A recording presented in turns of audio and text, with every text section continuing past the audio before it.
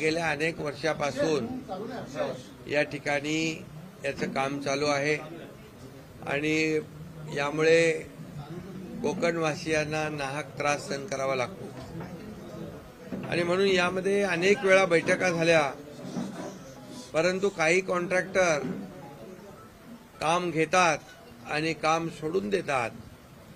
तशाच प्रकारचे इथं काम पाहिलं आपण. बायपासचं काम बंद आहे गेले अनेक 2-3 वर्ष.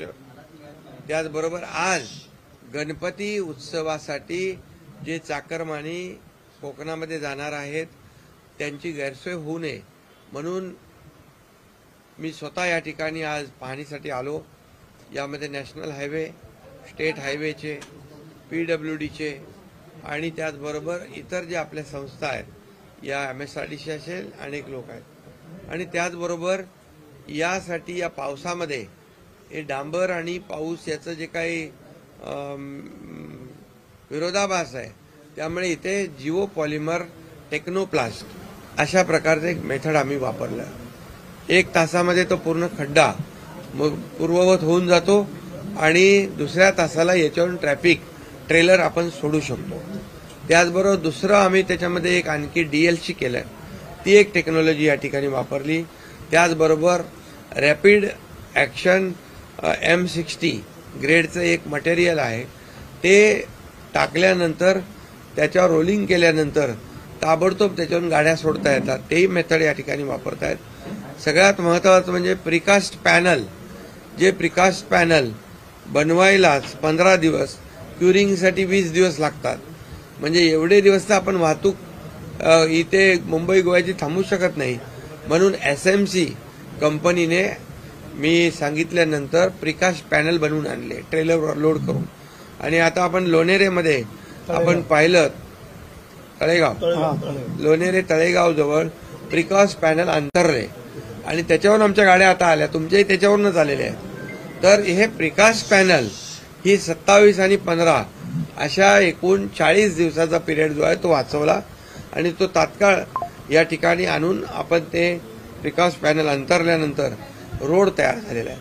असे जवळपास 150 ते 200 प्रिकास्ट पॅनल तयार आहेत आणि त्या माध्यमातून देखील या जिथे मोठ्या प्रमाणावर खड्डे आहेत त्या ठिकाणी प्रिकास्ट पॅनलचा वापर होईल.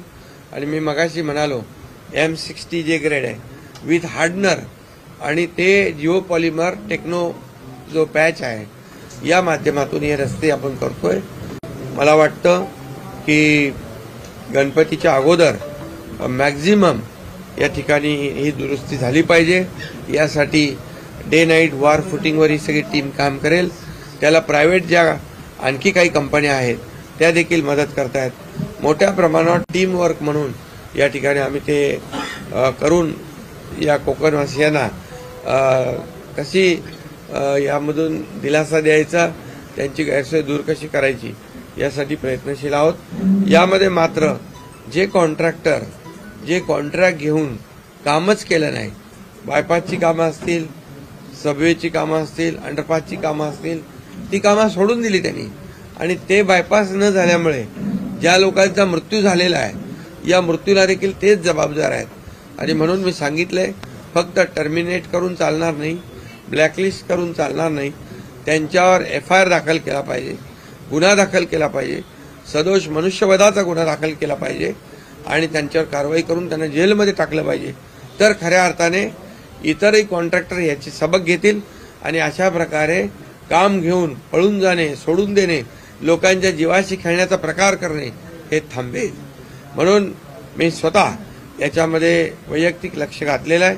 हे पूर्णपणे ज्यांनी या दिरंगाई केलेली आहे कामामध्ये या कॉन्ट्रॅक्टरवर फौजदारी गुन्हे देखील करण्याच्या सूचना मी केलेल्या आहेत.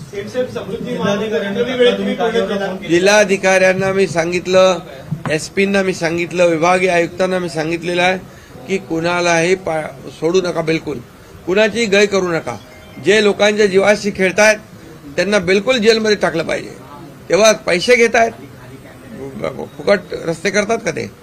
हे पैसे घेऊन देखील या कामाची वाट लावणे, कामाला विलंब करणे, काम डिले करणे आणि त्यामुळे ऍक्सिडेंट होऊन माणसं मरणे, याला जबाबदार हे बेजबाबदार कॉन्ट्रॅक्टर आहेत आणि म्हणून यांच्यावर कठोर कारवाई करण्याच्या सूचना मी दिल्यात. आणि त्याप्रमाणे कारवाई होईल. समृद्धी महामार्ग विक्रमी वेळेत पूर्ण केला, तोच एकनाथ शिंदे पॅटर्न मुंबई गोवा महामार्गावर त्याचा पाहायला मिळेल. नाही, बघा, तुम्ही प्रिकास्टचे पॅनल पाहिले नाहीत. अख्खा रस्ता त्याच्याने तयार होतोय. प्रिकास्ट पॅनल आम्ही तिकडे बनवले आणि ते इथे येऊन फक्त लॉन्च केले. त्यामुळे रस्ता कम्प्लीट तयार होतो. जसं आम्ही मुंबई नाशिक, जो ठाणे नाशिक हायवे आहे, तिथं देखील हीच मेथड वापरली. आज तुम्हाला फरक जाणवेल. नाशिकला 8-8 तास लागत होते, आज 3.5 तास लागत आहेत ट्रॅव्हल टाइम.